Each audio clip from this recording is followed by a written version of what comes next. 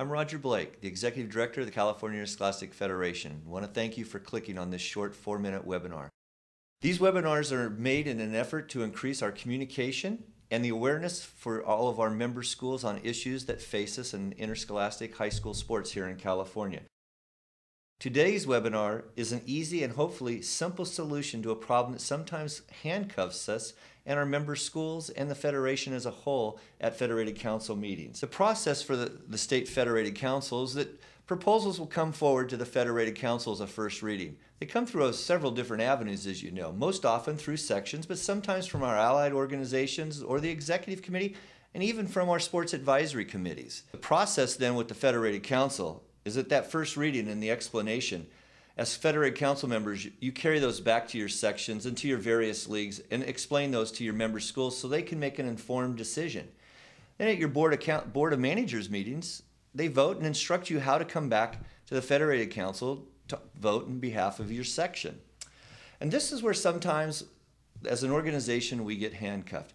Because oftentimes, some of our sections will go back and there'll be a great suggestion that'll come forward. And on the floor of the Federated Council at the second reading, and most often the voting meeting, there'll be an amendment placed. Sometimes that amendment becomes very beneficial to your section, where you may have been instructed to vote no. This is where the handcuff part comes in. Sometimes some sections have felt compelled, even if the amendment helped them and benefited their section and benefited the desires of their section, they still felt compelled to vote no because that was what they were directed to do at the Federated Council. And this is where I'm urging you as Federated Council members to work with your section and work with your commissioner to come to our Federated Council meetings as elected representatives. Our state CIF constitution and bylaws has you listed as representatives and not delegates. As a representative, you come to the Federated Council meeting to vote on behalf of your section and the desires and the beliefs of what they want.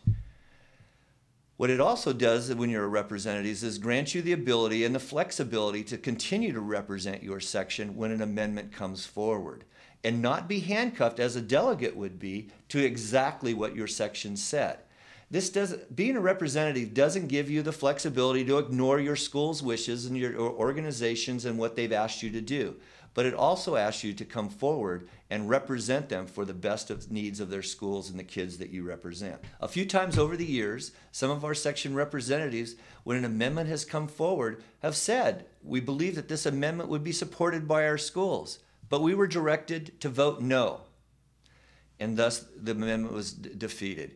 We don't ever want that to happen again in the future. I'm strongly urging each of you to work with your section commissioner and your section board of managers and make sure that you're recognized as a representative for your section or your allied organization. We want you to be able to exercise your professional judgment in the best interest of all 1,500 plus member high schools here in California.